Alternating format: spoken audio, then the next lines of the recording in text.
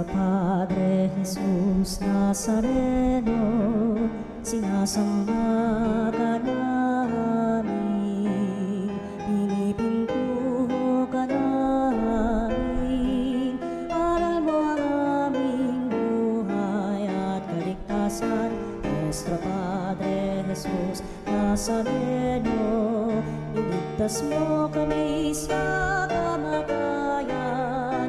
Ang krus mong pinamatayan ay sagisag ng aming kaligtasan. Nuestro Padre Jesus Nazareno, dinarangal ka namin. Nuestro Padre Jesus Nazareno, inulwalhati ka namin. Nuestro Padre Jesus Nazareno, inarangal ka namin. Nuestro Padre Jesus Nazareno, inulwalhati ka namin.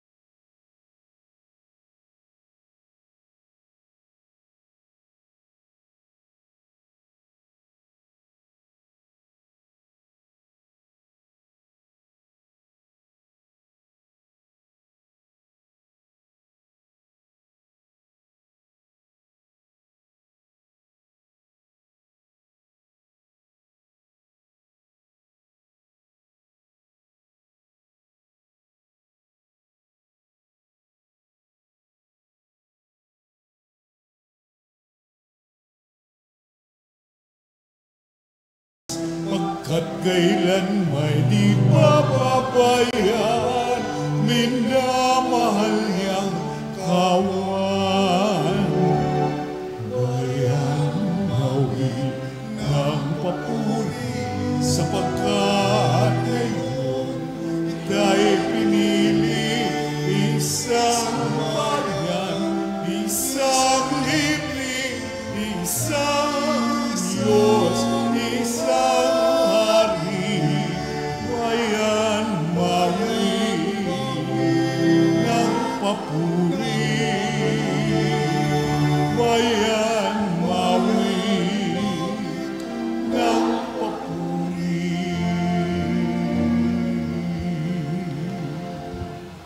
Sa ngalan ng Ama at ng Anak at ng Espiritu Santo, Amen. sumainyo ang Panginoon. At sumaiyo rin. Tayo po ngayon ay nasa 18 linggo sa karaniwang panahon. Mga kapatid, tinipon tayo bilang kaanib na angkan ng Diyos, kaya dumulog tayo sa maawaing Panginoong napapatawad ng lubos. Sinugong tagapagpagaling sa mga nagsisisi, Panginoon, kaawaan mo kami. Panginoon, kaawaan mo kami.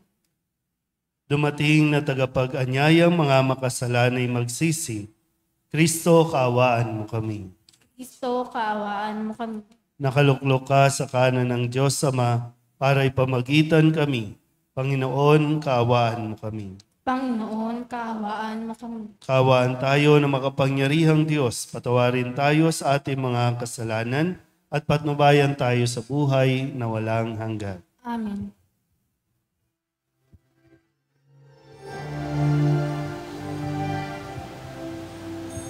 Luwalhati sa Diyos sa kaitaasan, kaloob sa luma'y kapayapaan. Pinupuri ka, ipinagdaraan, sinasamba ka dahil sa dakilang kalwalhatian. Panginoon naming Diyos sa inanangin, amang makapangyarihan, Panginoong Jesucristo, anak ng Diyos, Kordero ng Ama, ikaw nagaling sa mga kasalanan ng sanlibutan. Tanggapin mo ang aming kahilingan, ikaw na nanulunglog sa kanan ng Ama, maawa ka sa amin. Ikaw lamang ang banal, Panginoon, Jesucristo, kasama ng Espiritu, sa lahat ng Ama. Amen, Amen, Amen,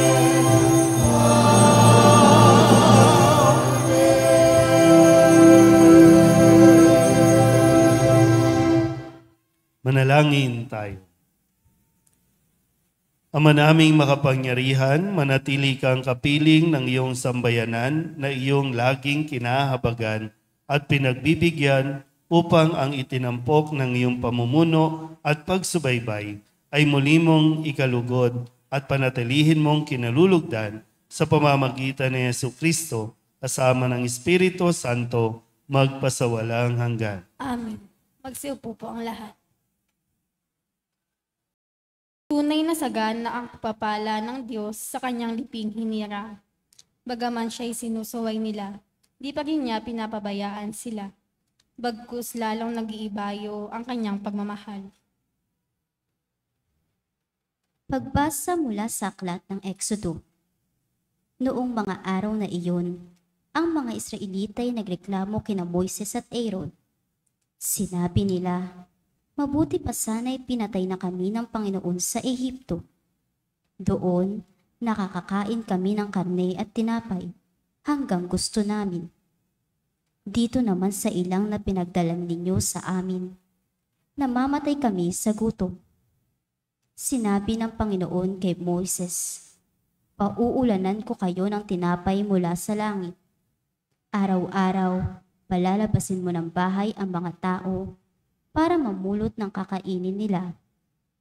Sa maghapon, sa pamamagitan nito'y susubukin ko kung hanggang saan nila susundin ang aking mga tagubilin. Narinig ko ang reklamo ng mga Israelita. Sabihin mo sa kanila na pagtatakip silin, bibigyan ko sila ng karne. Sa umaga, bibigyan ko sila ng tinapay hanggang gusto nila. Sa gayoy, malalaman nilang ako ang Panginoon, ang kanilang Diyos. Nang magtakip silim, dumagsa sa kampo ang napakaraming pugo. Kinaumagahan naman ay makapal na makapal ang hamog sa paligid ng kampo.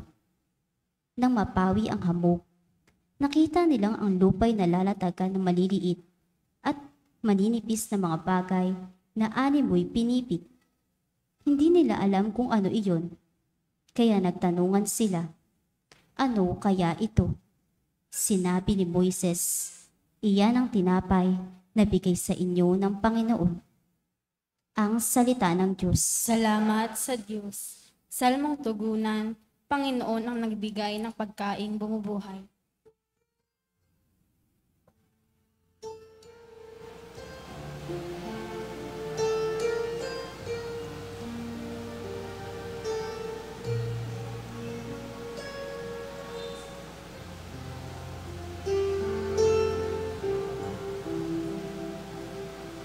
Panginoon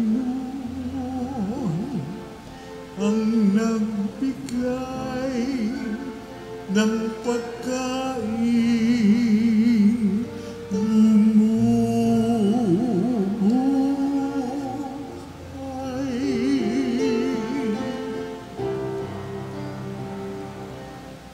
Panginoon ang nagbigay ng pagkain bumubuhay.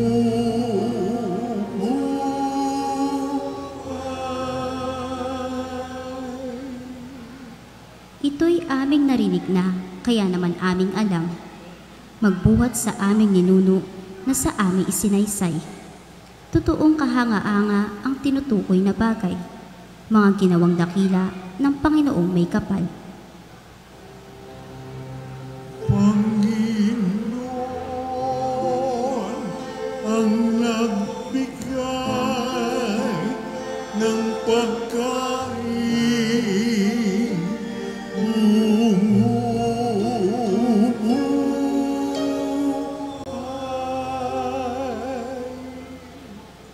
Gayunpaman, itong Diyos nag-utos sa kalangitan, at ang mga pintoy nito'y agad-agad na nabuksan. Bunga nito, ang pagkain bumuhos na parang ulan. Ang pagkain nilang mana sa kanila'y ibinigay. Panginoon ang nagbigay ng pagkain.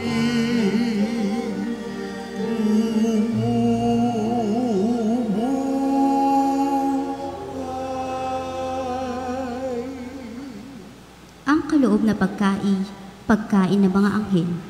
Hindi sila nagkukulang, masagana kung dumating. Inihatid sila ng Diyos sa banal niyang lupain, sa bundok niyang inagaw, sa kalabang naniniil. Panginoon ang nagbigay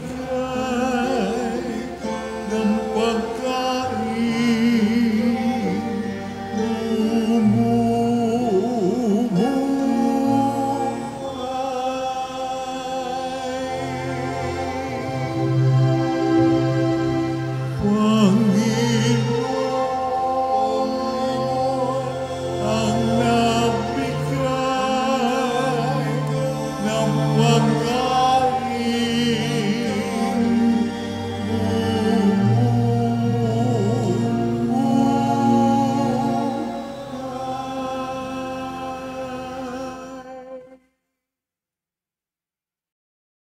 Pinaalalahanan tayo ni San Pablo na mamuhay ng marangal at may takot sa may kapal.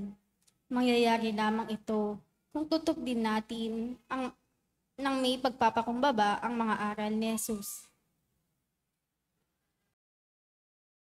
Pagbasa mula sa sulat ni Apostol San Pablo sa mga taga-Epeso.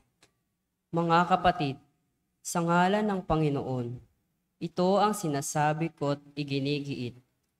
Huwag na kayong mamuhay na gaya ng mga hentil. Walang kabuluhan ang kanilang iniisip.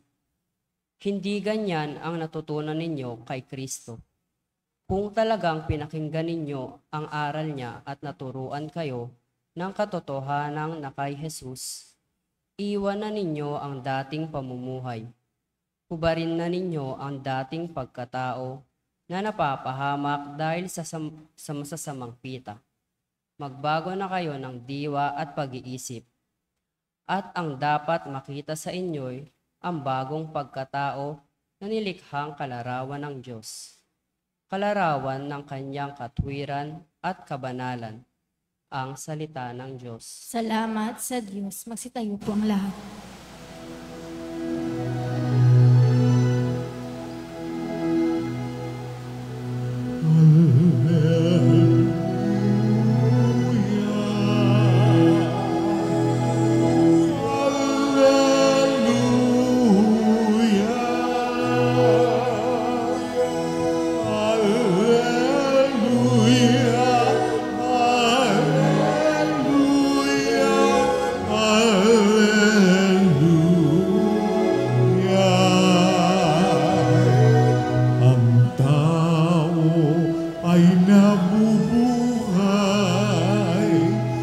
Salita ng may kapal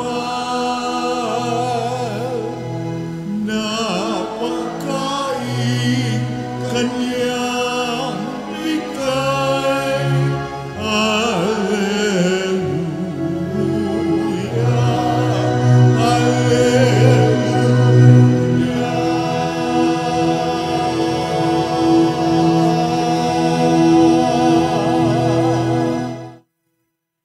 Sumainyo ang Panginoon. At sumainyo rin. Ang mabuting balita ng Panginoon ayon kay San Juan. Papuri sa iyo, Panginoon. Noong panahong iyon, nang makita ng mga tao na wala na si Jesus ni ang kanyang mga alagad sa lugar na kinainan ni Jesus ng tinapay, sila'y sumakay sa mga bangka at pumunta rin sa Capernaum upang hanapin si Jesus. Nakita nila si Jesus sa ibayo ng lawa at kanilang tinanong, "Rabay, kailan pa kayo rito?" Sumagot si Jesus, "Sinasabi ko sa inyo, hinahanap ninyo ako hindi dahil sa kababalaghang nakita ninyo, kundi dahil sa nakakain kayo ng tinapay at nabusog. Gumawa kayo hindi upang magkaroon ng pagkaing nasisira, kundi upang magkaroon ng pagkaing hindi nasisira at nagbibigay ng buhay na walang hanggan. Ibibigay ito sa inyo ng Anak ng Tao, sapagkat siya ang binigyan ng kapangyarihan ng Diyos Ama." Kaya siya'y tinanong nila, "Ano po ang dapat naming gawin upang maging ganap o maganap ang kalooban ng Diyos?" "Ito ang ipinagagawa sa inyo ng Diyos. Manalig kayo sa sinugo niya," tugon ni Jesus. "Ano pong kababalaghan ang may pakikita ninyo upang manalig kami sa inyo? Ano po ang gagawin ninyo?" tanong nila. "Ang aming mga magulang ay kumain ng mana sa ilang, ayon sa nasusulat, sila'y binigyan ng pagkain mula sa langit." Dugtong pa nila. Sumagot si Jesus, "Dapat ninyong malamang hindi si Moises ang nagbigay ng pagkain mula sa langit, kundi ang aking Ama. Siya ang nagbibigay sa inyo ng tunay na pagkain mula sa langit. Sapagkat ang pagkain bigay ng Diyos ay yaong bumaba mula sa langit at nagbibigay buhay sa sanlibutan." "Ginoo," wika nila, "bigyan po ninyo kaming lagi ng pagkain iyon." "Ako ang pagkaing nagbibigay buhay," sabi ni Jesus. "Ang lumalapit sa akin ay hindi na magugutom, at ang nananalig sa akin ay hindi na mauuhaw kailanman." Ang mabuting balita ng Panginoon. Pinupuri ka namin, Panginoong Kristo. Umupo po ang lahat. Ngayon po ay 18 linggo sa karaniwang panahon at tayo po ay nagpapatuloy sa ating pakikinig at pagninilay ng ating ebanghelyo mula kay San Juan. Kung mapapansin po ninyo, kapag tungkol ang ebanghelyo ay mula kay San Juan, ito ay laging may yung dating na ang laging tinutukoy ay yung pagka-Diyos ni Jesus. Yung divinity na tinatawag, no? Divinity aspect ng pagpapahayag patungkol kay Jesus. Ngayon, 18 linggo, balikan natin ng konti para maka-take off tayo dito sa ipinahayag ni San Juan. Noong nakalipas na linggo, ano ang kwento na naalala po ninyo na ibinigay sa atin mula sa Ebanghelyo ni San Juan? Ano yung kwento? Isip. Ano yung kwento? Nung nakalipas na linggo. Kasi karugtong po, no, susunod-sunod na itong linggong ito na halos yung tema ay patungkol na sa sinasabi ni Jesus tungkol sa tinapay ng buhay. So ano yung nakalipas na linggo? Ando na yung clue. Lay minister. Ano yung clue? Wala? Bagsak na naman tayo. No? Di ba lang nakalipas na linggo, nagpakain si Jesus ng 5,000 katao gamit lamang yung pirasong isda, ilang pirasong tinapay. Ipinagpasalamat ni Jesus at inutusan ng kanyang mga alagad na paupuin yung mga tao at ipamahagi yung piraso ng mga tinapay. At pagkatapos nun, sinabi din ni Jesus na tipunin ninyo ang lahat ng mga natira. At nang tipunin, nakaipon sila ng 12 bakol o lalagyan ng tinapay. Pero inyo, sa 5 pirasong tinapay, 2 pirasong isda, meron pang lumitaw 12 lalagyan na punong-puno ng mga sumobra o labis na pagkain na binigay ng Diyos sa kanila. Naalala na. Alam na po. So, isang wow experience sa mga tao na pumunta sila doon, wala silang pagkain, pero umuwi sila na busog. Dahil ang Diyos ang nagbigay sa kanila ng pagkain. Pero yun nga yung problema naman, no? Yung conflict. Nang makita ng mga tao, yung nangyaring pagpapakain ni Jesus, binalak nilang kunin si Jesus at gawing hari. Kasi, biruin mo, yung hari natin, kung siya yung hari, wala na tayong poproblemahin sa pagkain. Makakakain na tayo araw-araw. Kaya, ang sabi po doon, umalis si Jesus, nahalata ni Jesus na lalapit ang mga tao at pilit siyang kukunin upang gawing hari. Kaya muli siyang umalis na mag-isa patungo sa Jerusalem. Kaya ngayon, sa pagpapatuloy, hinanap ng mga tao sa Jesus at nang masumpungan ng mga tao sa Jesus, tinanong nila, kailan pa kayo rito? At yung sagot ni Jesus, sinasabi ko sa inyo, pakinggan niyo yung mabuti ha. Sinasabi ko sa inyo, hinahanap ninyo ako hindi dahil sa kababalagang nakita ninyo, kundi dahil sa nakakain kayo ng tinapay at nabusog. Sabihin nyo nga muna sa katabi ninyo, huwag kang mukhang pagkain. Parang ganun kasi, di ba? No? Kung dadamahin lang natin, no? Kasi parang kung para sa iba, wow, di ba? Gusto ako ng mga tao, di ba? Gusto akong gawing hari. O siguro sa konteksto natin, dahil nakapamigay, wow, gusto nila akong maging mayor ng Manila. Eh sa iba, pagkakataon nito, igagrab talaga na ito dahil maraming tao may gusto sa kanila eh. O may gusto sa kanya, hindi na mahihirapan mangampanya. Pero ayaw ni Jesus. Kasi hindi yon ang ipinarito ni Jesus. Hindi para maging hari dito. Hindi para magkaroon ng posisyon dito. Kaya, balikan natin ulit. Ang sabi ni Jesus, sinasabi ko sa inyo, hinahanap ninyo ako hindi dahil sa kababalaghang nakita ninyo. Sabihin nyo nga po, kababalaghan.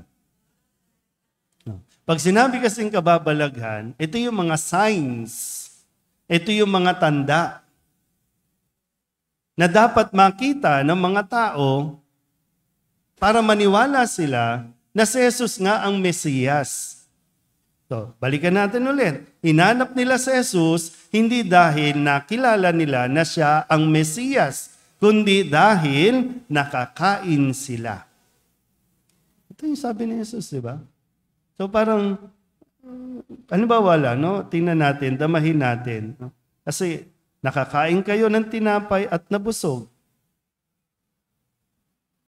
Ihigit doon yung gustong ituro, ipakita ni Jesus. Higit pa doon kasi yung tinapay na bumusog sa kanila, wala na po, pwedeng nailabas na nga nila eh. Kasi sabi niya, pagkain nasisira, mawawala din, pero wag yun, wag doon. Hindi nagsamantala sa Jesus sa mga followers niya. Di ba? Sa atin po, no? Nakakalungkot minsan matuklasan na maraming taong aaligid sa iyo kapag mayroon kang naibibigay. O marami kang kaibigan dahil may naibibigay ka. Pero kapag wala na, doon mo malalaman yung tunay na naniniwala sa iyo. Kaya hinay-hinay lang. Kung akala mo pumapalakpak sila sa iyo, Lahat ng post mo, likes nila, bumibilib sa iyo, hinay-hinay lang. Huwag masyadong lumaki ang ulo mo. Tingnan natin muna. Kasi yung motivation, yung kanilang dahilan, bakit ba sila dumidikit sa iyo? Bakit sila lumalapit sa iyo? Talaga bang naniniwala sa iyo? Pagdating nga ng eleksyon, nagkakawatak-watak tayo, di ba? Nagkakaiwa-hiwalay tayo. Kung sino ang may malaking maibibigay, dun ka. Pero alam din naman nila yan. Pero yung hamon nga din sa atin, katulad ni Jesus, magbigay din tayo nang wala din namang hinihintay na kapalit. Hindi para sa posisyon. Magbibigay para maging palatandaan ng biyaya ng Diyos. At pagkatapos nun, okay na. Iwan mo na, bahala na sila at sana nakita nila ang Diyos sa iyong pagkilos. Kaya sinisikap ni Jesus na ituro ito sa mga naghahanap sa Kanya. Nasa atin din ngayon, no? Bakit ka ba naririto? Hinahanap mo ba talaga sa Jesus dahil siya si Jesus ang makakapagbigay sa iyo ng kaligayahan, makakapagbigay sa iyo ng buhay na walang hanggan?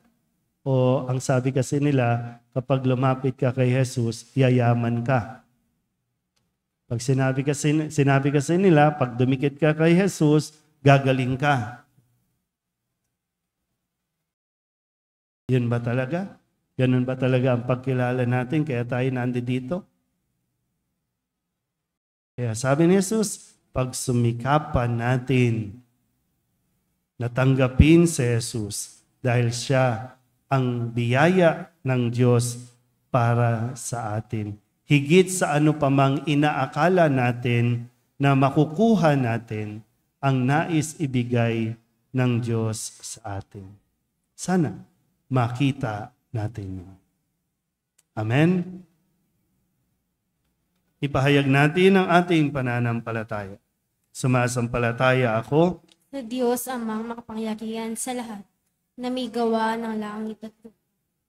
Sumasampalataya ako kay Jesucristo, iisang anak ng Diyos, Panginoon nating lahat.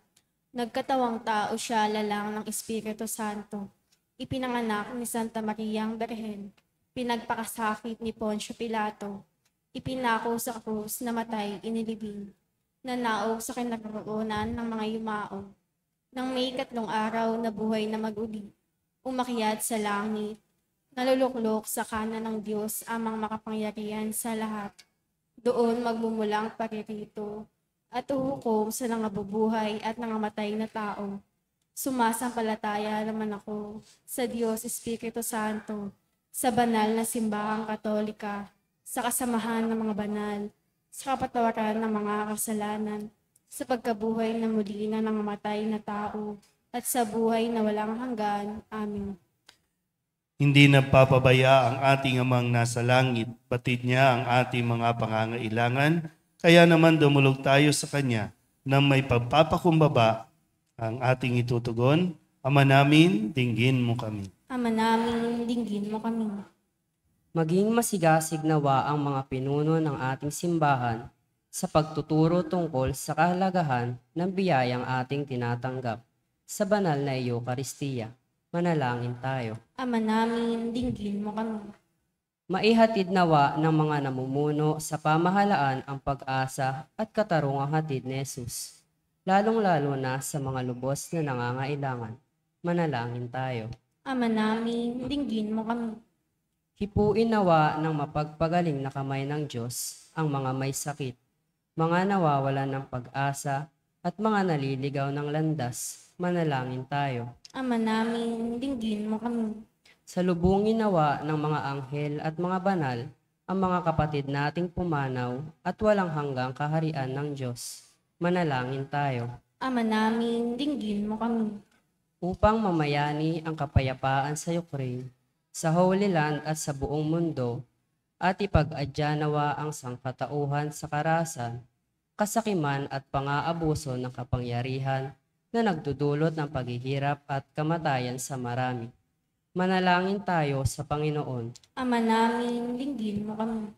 upang ang lahat ng mga nagdurusa dahil sa kalupitan ng digmaan ay daglian ng makaranas ng kapayapaan at mabuhay ng may kapanatagan at kalayaan. Manalangin tayo sa Panginoon. Ama namin, linggin mo kami. Idulugin natin sa Panginoon ang ating mga personal na kahilingan at mga panalangin para sa ating mga pamilya, kasama din ang mga kahilingan ng mga nanonood sa online. Lahat ng mga misang pasasalamat, espesyal na intensyon, agarang paggaling ng mga may sakit at ang lahat ng mga kaluluwa na inihiling na ipagdasal sa misang ito.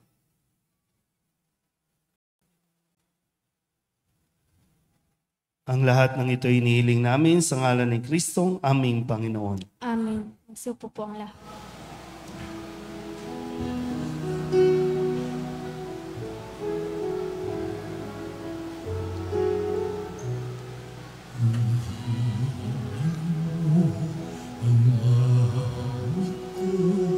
Lahat ng ito'y nagmula sa iyo.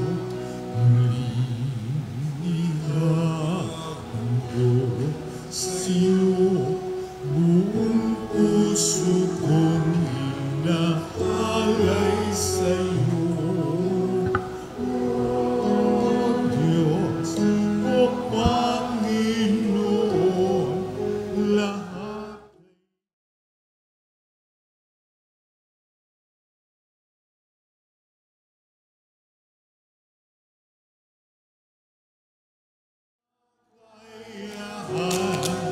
ito'y para lamang sa iyo,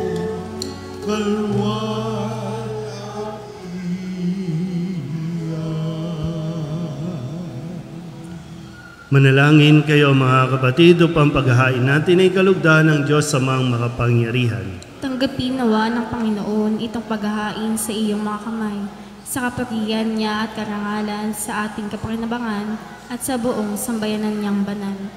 Ama naming lumikha, para mo ng awa, gawin mong banal ang mga alay naming iyusanang kalugdan at kami gawin mong haing sa iyo'y laging nakalaan sa pamamagitan ni Jesucristo kasama ng Espiritu Santo magpasawalang hanggan. Amen. Sumainyo ang Panginoon. At sumayo rin. Itaas sa Diyos ang inyong puso at diwa. Itinaas na namin sa Panginoon. Pasalamatan natin ang Panginoong ating Diyos. Marapat na siya ay pasalamatan. Ama naming makapangyarihan, tunay ngang marapat na ikaw ay aming pasalamatan. Ikaw ang lumikha sa tanan. Ikaw ang nagdakdang magkaroon ng gabi at araw, gayon din ang tag-init at tag-ulan. Ikaw ang humubog sa tao bilang iyong kawangis na mapagkakatiwala ang mga siwa sa daigdig. Ikaw ngayoy pinaglilingkuran sa pagganap sa pananagutan ng iyong pinagtitiwalaan sa pamamagitan ng anak mong mahal.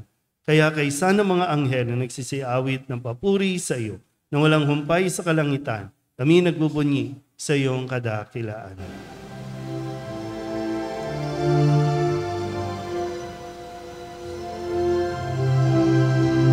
Santo, Santo, Santo, Panginoong Diyos makapangyarihan, napupuno ang langit at lupa ng kalwalhatian mo.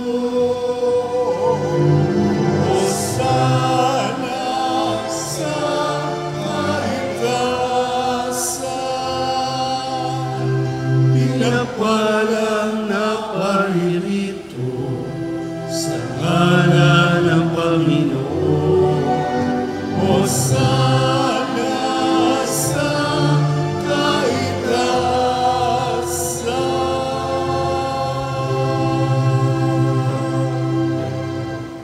Ama naming banal, ikaw ang bukal ng tanang kabanalan. Kaya't sa pamamagitan ng iyong Espiritu, gawin mong banal ang kaloob na ito upang para sa aming maging katawan at dugo ng aming Panginoong Heso Kristo. Bago niya pinagtiis ang kusang loob na maging handog, hinawakan niya ang tinapay, pinasalamatan kaniya, pinaghati-hati niya iyon, iniabot sa kanyang mga alagad at sinabi, "Tanggapin ninyong lahat ito at kanin, ito ang aking katawan na ihahandog para sa inyo.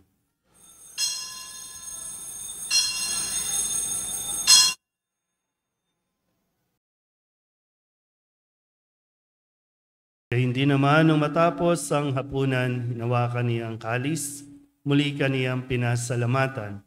Iniabot niya ang kalis sa kanyang mga alagad at sinabi, "Tanggapin ninyong lahat ito at inumin. Ito ang kalis ng aking dugo, ng bago at walang hanggang tipan. Ang aking dugo na ibubuhos para sa inyo at para sa lahat, sa ikapagpapatawad ng mga kasalanan.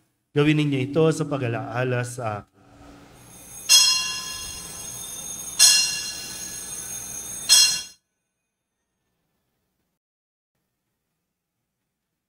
Ipagbunyi natin ang misteryo ng pananampalataya. Sa krus mo at pagkabuhay, kami nagbuhos mong tunay. O Jesus, naming mahal, iligtas mo kami tanan. O Jesus, naming mahal, ngayon at magpakailan.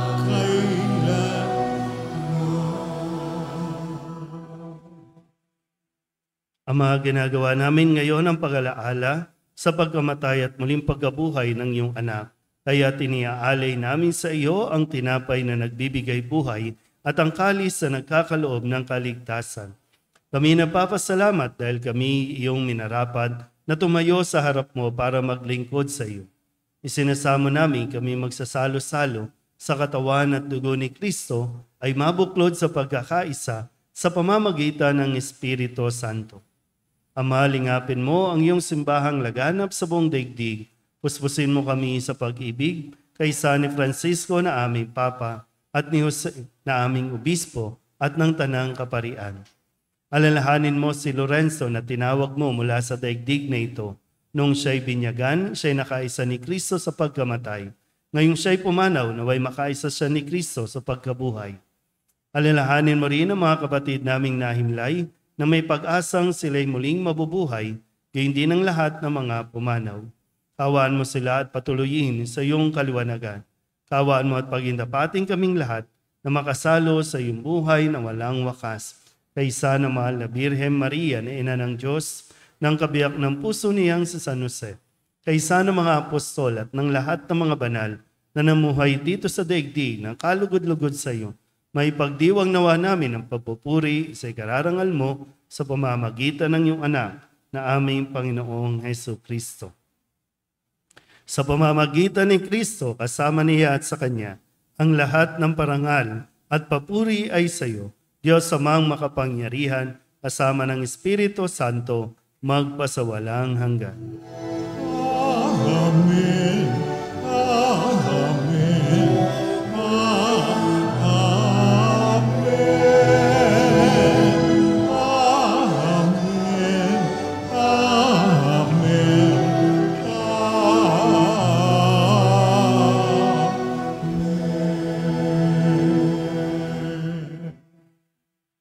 Sa tagubili ng mga nakagagaling na utos at turo ni Jesus sa Panginoon natin at Diyos, ipahayag natin ang lakas loob.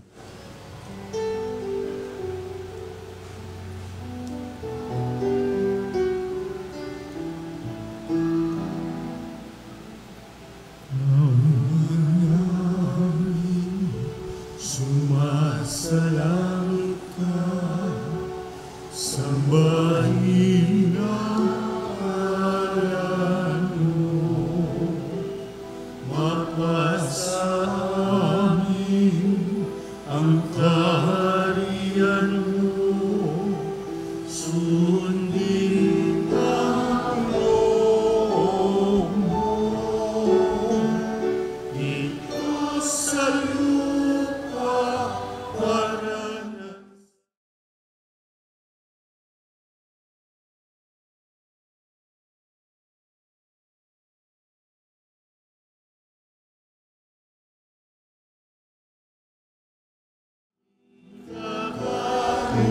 sa araw-araw at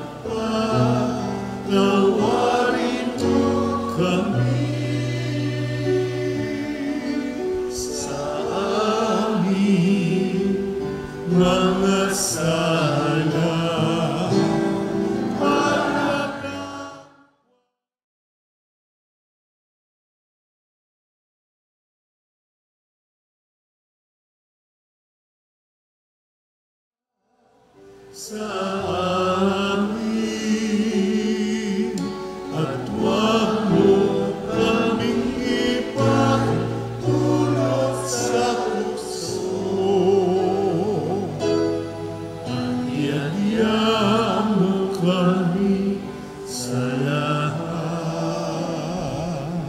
ng masama. Hinihiling namin kami iadya sa lahat ng masama, pagkalooban ng kapayapaan araw-araw, iligtas sa kasalanan at ilayo sa lahat ng kapahamakan, samantalang aming pinananabikan ang dakilang araw ng pagpapahayag ng tagapagligtas naming si Jesucristo. Sapagkat sa iyo ang kaharian, kapangyarihan at kapurihan, ngayon at magpakailanman. Ngayon at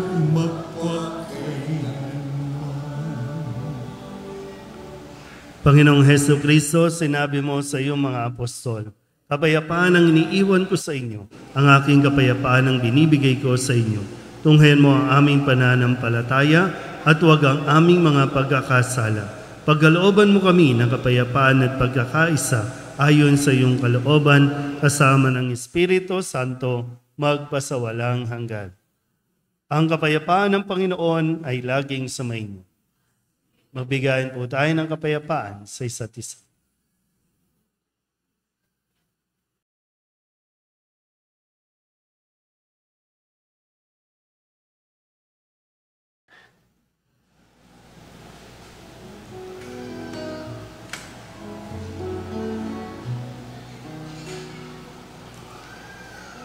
ng Diyos na nangayis ng mga kasalanan ng mundo. Maawa ka sa amin, Kordero ng Diyos, maawa ka. Kordero ng Diyos.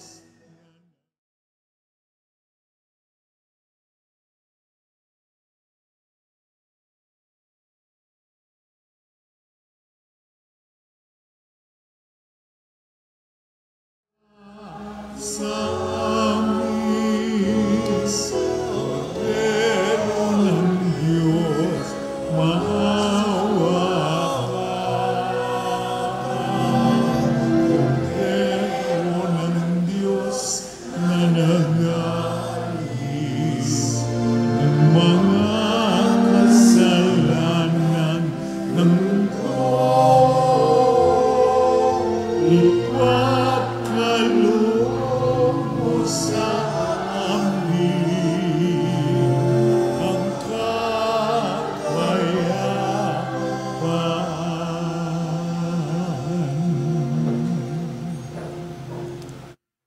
Ito ang kordero ng Diyos. Ito ang nag-aalis ng kasalanan ng sanlibutan. Mapalad ang mga inaanyayahan sa kanyang piging. Panginoon, di ako karapat-dapat na magpatuloy sa iyo.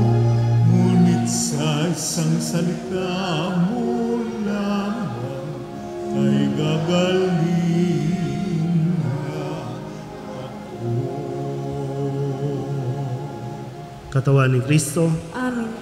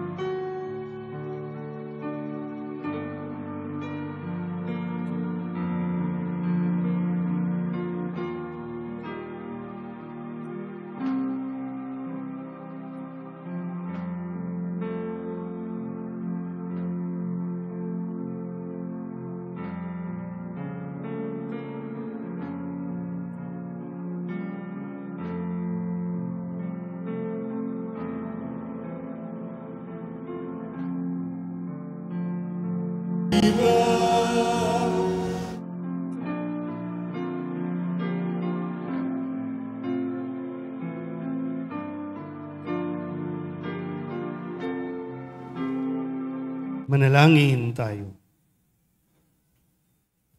Ama naming mapagmahal, kaming pinapagsalo mo sa banal na pakikinabang ay iyong tuwangan sa ginagawa namin sa araw-araw upang kaming hindi mo pinagkakaita ng pagsubaybay ay gawin mong maging marapat sa lubos ng kaligtasan sa pamamagitan ni Jesucristo kasama ng Espiritu Santo magpasawalang hanggan. Amen. Ngayon po ay unang linggo ng buwan ng Agosto. Lahat po ng mga may birthday para sa buwang ito, maaari pong pumunta sa harapan para sa espesyal na pagbabasbas para po sa inyo. Mga magbe-birthday sa buwan ng August.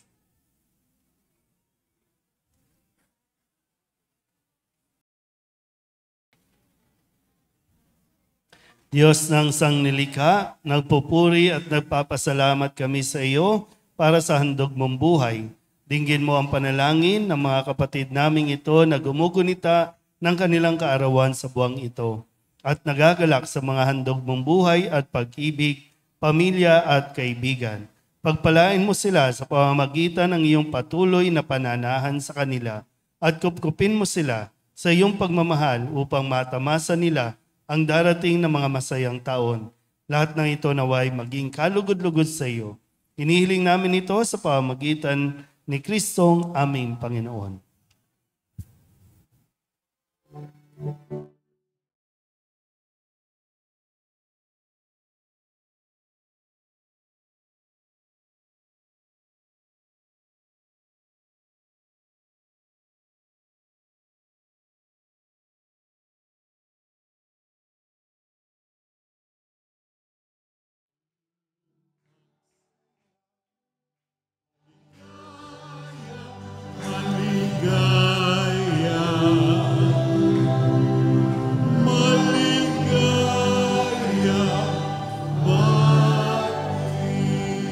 Happy birthday po. Pagkatapos po ng misa ay isusunod po natin ang Paris Formation. Inaanyayahan po kayo na kung wala naman po kayong schedule, manatili at dumalo po sa ating Paris Formation. Ang topic po natin ay Anointing of the Sick, yung Sacrament of Anointing of the Sick. At mayroon din pong i-discuss kung paano po tayo makakaiwas sa mga sakit, no? Lalo pa tag-ulan na, mga leptospirosis, dengue. So at least magabayan din tayo kung paano ito tutugunan kung sakaling magkaroon po tayo. Sumayin niyo ang Panginoon At sumayo rin. at pagpalain kayo ng makapangyarihang Diyos, Ama at Anak at Espiritu Santo. Tapos sa banal na misa, humayo tayo sa kapayapaan ni Kristo. Lahat sa Diyos. Magandang gabi po.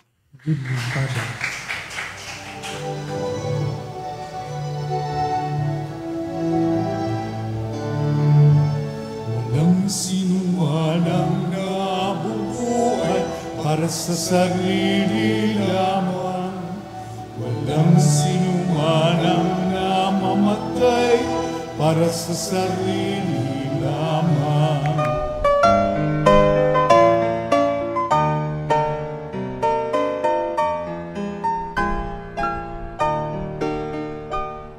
Nuestro Padre Jesús Nazareno, sinasamba ka namin, pinipintuho ka namin, aral mo ang aming buhay at kaligtasan. Nuestro Padre Jesús Nazareno, iligtas mo kami sa kamatayan.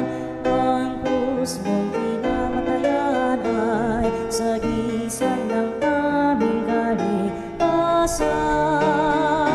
Nuestro Padre Jesus Nazareno, dinarangal ka namin. Nuestro Padre Jesus Nazareno, inulwalhati ka namin. Nuestro Padre Jesus,